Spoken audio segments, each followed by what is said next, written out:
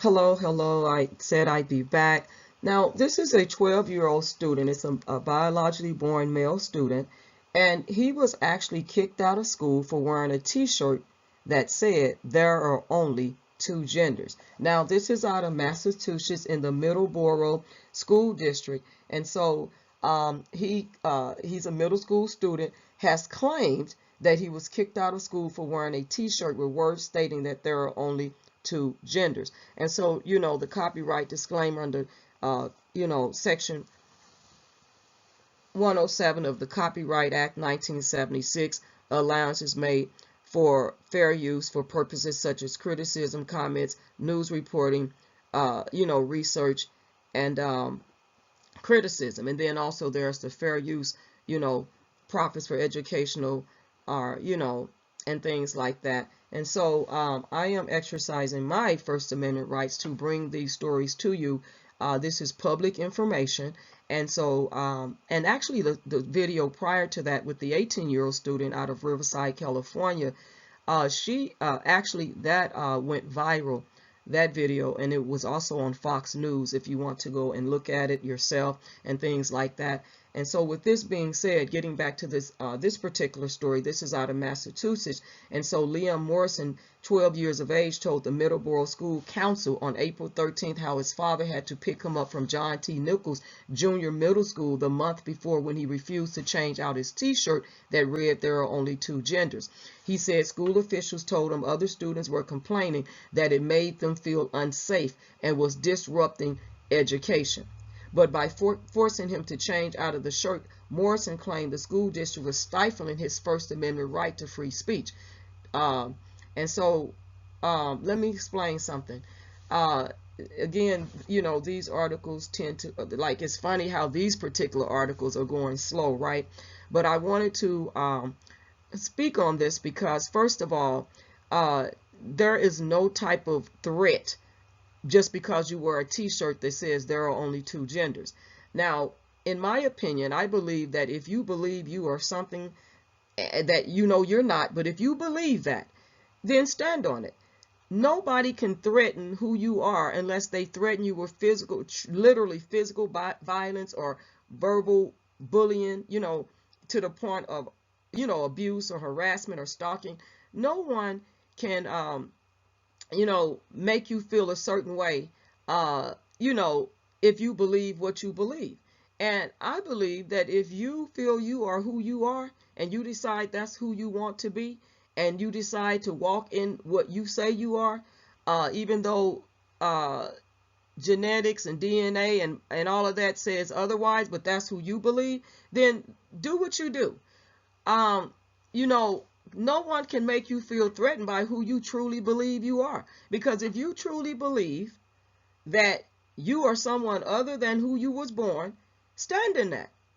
Believe it and stand in it.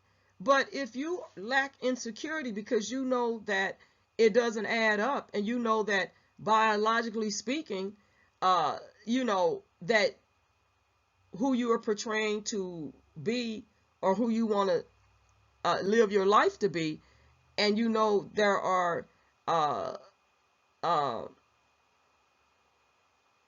proof out, there's proof that you're not who you are portraying to be, then you're going to be insecure in who you're portraying to be. But I believe that if you say who you are, then stand on it. Why try to infringe upon someone else's views or First Amendment rights or freedom of expression, under the Constitution? Why even try to infringe upon someone else when you are doing or being who you want to be and people let you go on about your business? Because I don't get caught up with all of that. If that's who you are, that's who you say you are, have a good day. You know what I mean?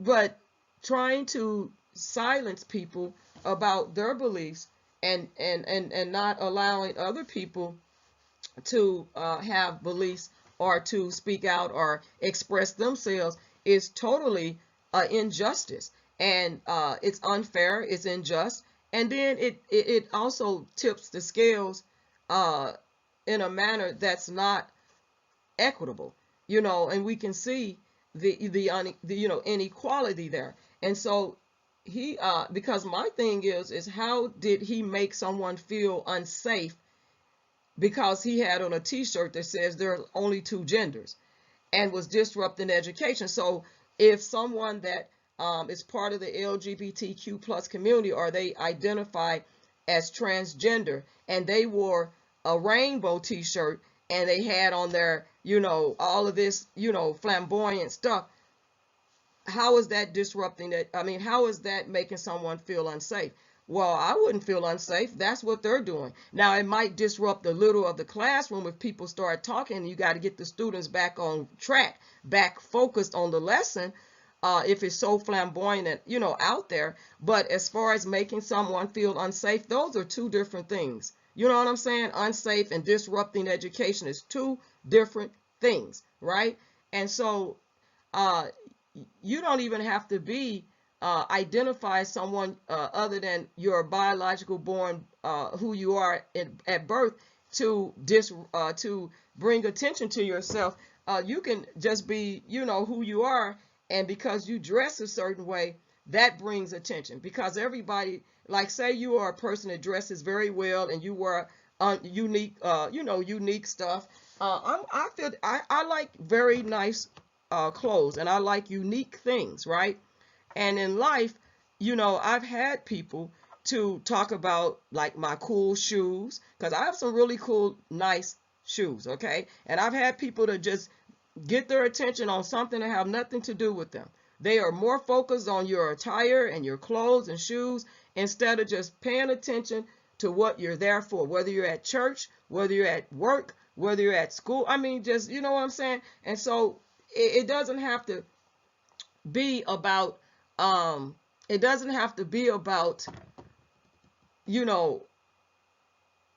all of that if people just stay focused. And so saying that he made people feel unsafe, that's just a term that people are loosely throwing out there, because you have to ask the question, well, how did I make them feel unsafe? Were they running for cover? Were there any, weapons involved? You know what I'm saying? Were there any, G's involved? You know what I'm saying? What was there any altercations that broke out? Were there, you know what I'm saying? Were there mass, issues that, that were violent attacks on what? Did any of that happen? If none of that happened, then people need to stop reading into when people just throw the term out, made them feel unsafe. And sometimes it's the administrators with these higher level educations in these positions that use terms loosely when they know better, and they shouldn't be doing it, but they do it to try to make the other person feel small, to try to make the other person back down, to try to make the other person submit to what they want and what they think, because they are running scared because of these laws. But just because laws are passed doesn't mean that these laws are right. They can pass laws all day long, but that does not mean that these laws are right. It doesn't mean that these laws are doesn't mean these laws are okay. Just because you pass a law doesn't mean that that law is good for humanity. Doesn't mean that that law protects everybody. The law protects one group. So some of these laws they've passed protects one group and leaves another group of people who identify as who they were born to be, unprotected. And we're seeing that today. So when you use the terms administrators, and yes, I'm calling you out because you guys are the first ones to do that nonsense. And then you put it in people's head, oh, well, they made you feel unsafe. Or you made a person feel unsafe. And here we go, throwing out at this term recklessly. But we have to ask the question, what does unsafe mean? And if a person is not saying anything negative to you, they are not using undertones, nonverbal undertones, and things like that. There, a t-shirt that says there are only two genders should not make anybody feel unsafe, because the Bible says that it was only Adam and Eve. And that's what the Bible says. And a lot of people still believe in the Bible. Whether they live out it, or whatever, they still believe in that. They still believe in the biblical concepts. And you cannot tell people what to believe in. You cannot tell people they cannot believe that there's only two genders, male and female. That genetics tells us that. You can't tell us what not to believe. And it's getting to the point where they want to tell you what to believe. And if you don't submit to their beliefs, or these laws that have been passed saying that this is this and this is that to protect, but you can't pass no law that says there's more than one gender. You can only pass a law to protect, but you can't pass a law that says that, because there's nowhere that biologically speaking, it doesn't work like that. It does not work like that. And so you want people to submit to what you think. So you tell people that the person you suspect is in violation, you say, well, you made somebody feel unsafe. Well, how? So we have to ask the question, how did I make them feel unsafe? And so getting it back to this, it says, but by forcing him to change out of the t-shirt, Morrison claimed the school district was stifling his First Amendment right to free speech. And so he is being honest about that when he says that. And like I said, it's funny how these articles about, this kind of stuff is moving really slow. Now, anyway, let me finish. Let me get back to this, because it's, like I said, it doesn't want to pull up. It pulls up half of the article and not half of it. So in his speech to the school board, Morrison said he was taken out of gym class on March 21st to meet with school officials who told him that people were complaining about his t-shirt, saying it made them feel unsafe. They told me that I wasn't in trouble, but I sure felt like I was. Morrison said of the experience, I was told that I would need to remove my shirt before I could return to class. When I nicely, see again, we're not about violence. And this young man wasn't about violence. He said nicely, just like the other young woman, passionately, but nicely told them, I didn't want to do that. They called my father. Thankfully, my dad, supportive of my decisions, came to pick me up. Now, see, let me stop right here really quick, and I'm going to try to get back to this, because I told you about these articles. It's kind of funny. That ain't nothing, but they don't want you to get the truth out there. They don't want you to get this type of information out there. But we're going to keep working it out. So you guys hang with me with this video, please. Right? So his dad supported him, just like parents support their children, in what they're identifying as. So his dad supported him. And that's very important right there. Very important that parents support their children, support them. And so, because we need to hear that parents are supporting their children in this situation as well. And so, what did my shirt say? He continued. 5 simple words. There are only 2 genders. Nothing harmful, nothing threatening, just a statement I believe to be a fact. See, beliefs. What do I believe? What does this person believe? What do you believe? And then what do those people believe? What do they believe? So everybody has a right to believe what they believe. And so he says, just a statement I believe to be a fact. And from what he's learned, what he know about, it's a fact. There are only 2 genders, right? And so he added that he did not go to school that day to hurt feelings or cause trouble. This is what he added. He said, but school officials told him his shirt was targeting a protected class. So they are a protected class, but we're not, is what they're telling him. They're telling him that he's targeting a protected class. But we're all human. And the law should be passed for equitable laws should be passed for humanity, not one particular protected class. Because I am aware that even if you are black, you are a protected class, but we don't get protected. We don't get the protections that we deserve, even though we're supposed to be a protected class. You see what I'm saying? You see how contradictory that is? You see how hypocritical that is? You know what I'm saying? So anyway, he asked, the young man is not a dummy at 12 years age, and I salute him. He says, who is this protected class? Morrison asked. He asked the question. See, this is what we're talking about. We got to stop. You know, I don't know who you are, but if you are going along with just anything, like we've seen in these interviews, you know, with that high profile case, you know, court case, the cases, we got to ask questions. We got to really, we can't just sit down with people and go along with the get along.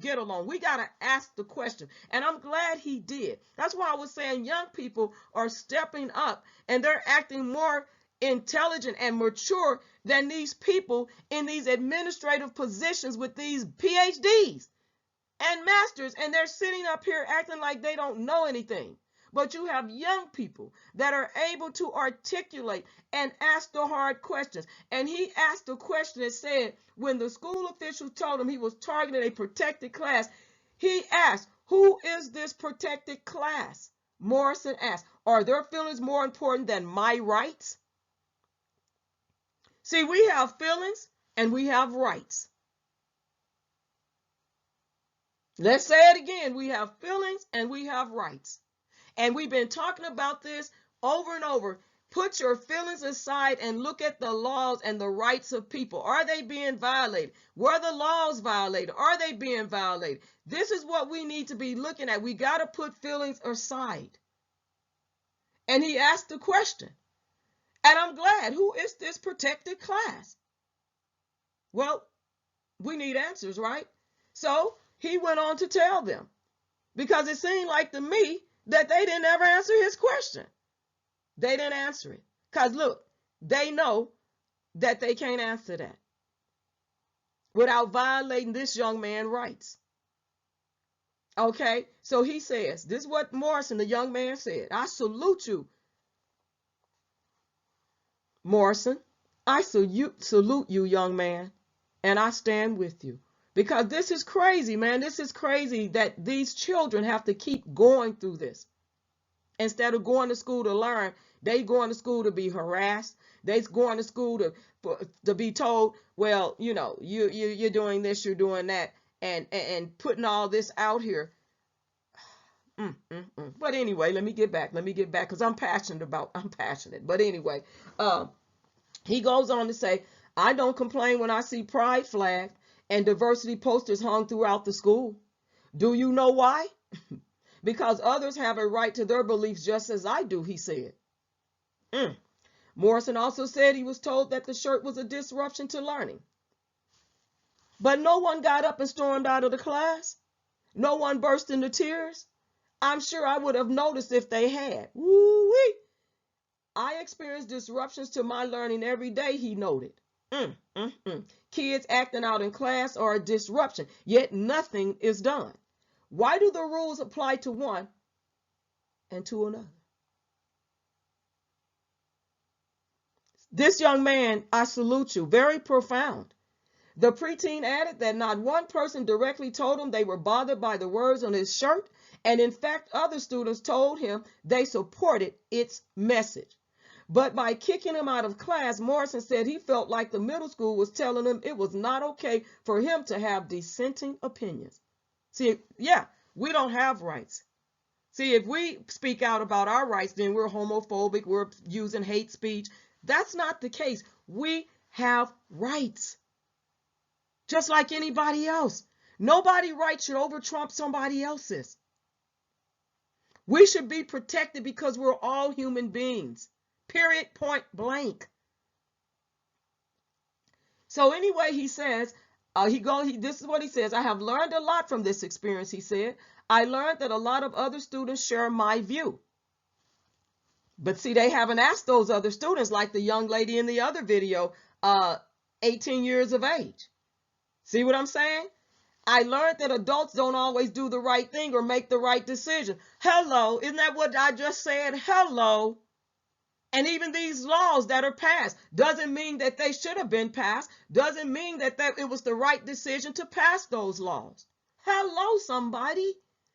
And he said, and I'm saying, so he says, I know that I have a right to wear a shirt with those 5 words. Morrison continued, even at 12 years old, I have my own political opinions and I have a right to express those opinions, even at school. This right is called the First Amendment to the Constitution. My hope in being here tonight is to bring the school's committee's attention to this issue, he said. I hope that you will speak up for the rest of us so we can express ourselves without being pulled out of class. See, school is supposed to be a learning atmosphere, a learning place where children can go outside of their home to learn about courses, classes, information, history, teachings, math, English, science, all of that, biology, but also social, social learning, going to school to learn how to get along with other people sociably, to learn how to respect other people and their views, to learn how to you learn about diversity. It is so much when you can go to school amongst other people. But school administrators, because of these laws and because of their own personal views, because some of them are in that, in that protected class, as they want to say, quote unquote, and they want to press their views up on other people. And school should not be like that. It should be a safe place for students to go, and they can expect, parents and students should expect a reasonable expectation to be protected and safe while they're away from their homes and away from their parents or legal guardians. And I stand on that, and I won't take that back, because even when my child was growing up, he was being bullied, and I had to go up to the school because these folks up there was not doing their job. And you might ask me why I say these administrators with PhDs, because this particular principal, she told me she had a PhD. And I told her, I don't care what PhD you have. At the end of the day, this is my child, and you are not going to allow my child to continue to be bullied without my interference. And I stand on that. I stand on it wholeheartedly, and I continue to stand on that. Because at the end of the day, when my child was being bullied, you all didn't do nothing about it. But when his dad told him, you have to protect yourself, you have a right to defend yourself, because he went to the school with the notion that we told him, don't fight. And we did. But I guess we should have been more clarifying of, don't go to school fighting and violence, learn something, get an education. That's what you're there for. But he took it as a child. He took it, he was, I believe, 6, 7 years old. He took 6, 7 years old, took it as, I can't fight back. So he went to school, and this child was bullying him. And so he came home for the third time. He's so upset. He's crying. What is wrong, son? He's crying. He shares his story. He tells us passionately, and he's in so many tears, and it broke me down, because I'm like, wait, hold up. So then the school wants to call me and say, you told your son to come to school and fight. No, we told him to go to school and protect himself, because you all weren't. Because I've had these conversations with you all, and you want to throw up your degree in my face, but you got a doctorate, but you acting like an educated fool. And I had to tell her that. And the teacher wants to call me at 7 p.m. at night. I said, oh, but when my son was being bullied and I brought it to you all attention, you didn't do nothing about it. But now you want to call, now that my son and roughed him up some, and did what he had to do. Now you want to call me and you want to make a claim. Well, let's make that claim at the school board. Let's make that claim a little higher, since my child's rights are being violated civilly.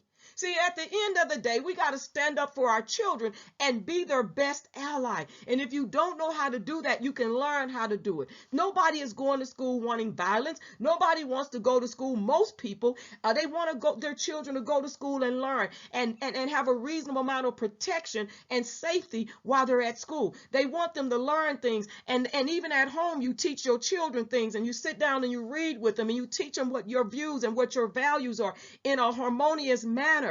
Not every family is about hate and violence. There are many families that's about love and peace and harmony. And that's what we want. And we want to see our children grow and have this type of atmosphere and learning environment. We never need to see this type of hate being put in our children's school system. And it's been going on for years. And first it was just about blacks and whites. And now it's about transgender and the rest of us heterosexual, biologically born females and males. And our children got to go to school and be in the midst of this chaos. And you got grown folks that's got doctorates and masters, these degrees and all of this stuff, and don't know any better, and BAs that are acting like they don't know a darn thing. So what's the purpose? You got people without degrees that know better than them. You got children that's speaking up.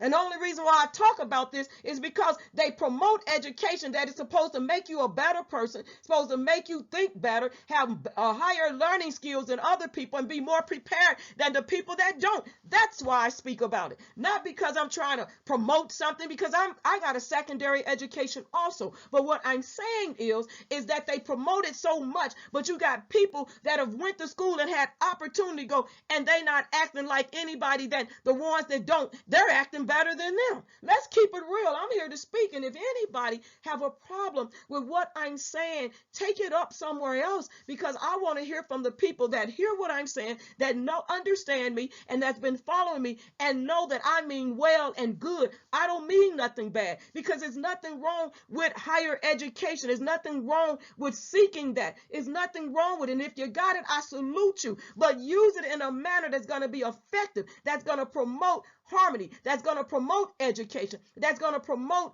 peace, that's going to promote a learning environment and help people grow and get better to a place that they can live a more excellent way in society, that they can become productive citizens. We should be using our higher learning for those reasons. We should never be using it to hurt people and suppress people and shut them up and violate their civil rights and constitutional rights and amendment rights and whatever other rights they are. We should never use our education to try to make people submit to their views and ideas and be subservient people.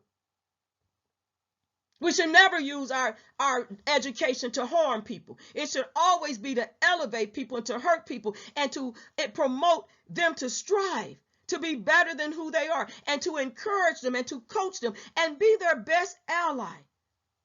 And this kind of nonsense just gets to me. This kind of nonsense is ridiculous in these school systems.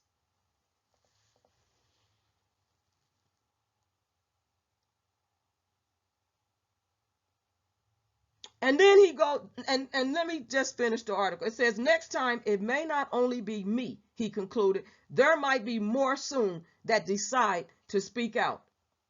And he's right about that. People are speaking out. People are speaking out. Here it is. On Tuesday morning, I was taken out of gym class to sit down with two adults for what turned out to be a very uncomfortable talk. I was told that people were complaining about the words on my shirt, that my shirt was making some students feel unsafe. Yes, words on a shirt made people feel unsafe. They told me that I wasn't in trouble, but it sure felt like I was. I was told that I would need to remove my shirt before I could return to class. When I nicely told them that I didn't want to do that, they called my father. Thankfully, my dad supported my decisions and came to pick me up. What did my shirt say? 5 simple words. There are only 2 genders. Nothing harmful, nothing threatening, just a statement I believe to be a fact. I have been told that my shirt was targeting a protected class. Who is this protected class? Are their feelings more important than my rights? I don't complain when I see pride flags and diversity posters hung throughout the school. Do you know why? Because others have a right to their beliefs just as I do. Not one person, staff, or student told me that they were bothered by what I was wearing. Actually, just the opposite. Several kids told me that they supported my actions and that they wanted one too. Okay, that's part of his speech. And it was a 1 minute and 12-second clip. So I wanted you to hear what he was saying. He actually put his speech together and he wrote that.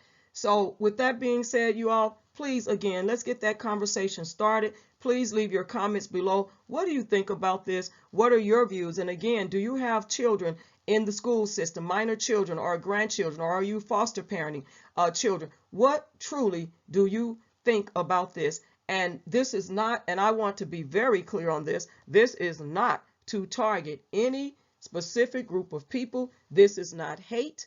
This is not homophobic. This is just standing behind the views of young people and, young people that have rights also and should be protected as well. And we have rights as well. And no other protected class rights should over-trump the rights that we all have and should be able to enjoy under the Constitution, right? And we should all be able to have our rights protected. And it seems like it's not being done because laws are being passed to protect one group of people while the other side of it, we're not being protected. And you know, and again, that's the inequality that biologically females and males are experiencing right here in America. Right here in America. And if we don't speak out and say something, and if we don't support the students for what our beliefs are, then, you know, eventually, you know, it's going to get worse. And so again, this is not hate speech. This is not homophobic. This is exercising my First Amendment rights. And so I'm sharing information, you know, that is public information for criticism, research, educational purposes, you know, under Copyright Act of 1976, you know, fair use, you know what I'm saying? And so this is where we're at in this society, in this day and age, in this current climate, and we definitely need to speak up. And I would really hope that you all, and I didn't say that, but I hope that you all in the other video as well, please share the video. Please give the video a thumbs up. Please subscribe to the channel if you're not a subscriber. Thank you all for my subscribers. Thank you so much for supporting my channel, for rocking with me, rolling with me, staying with me on different views, and even with the Bible study lessons.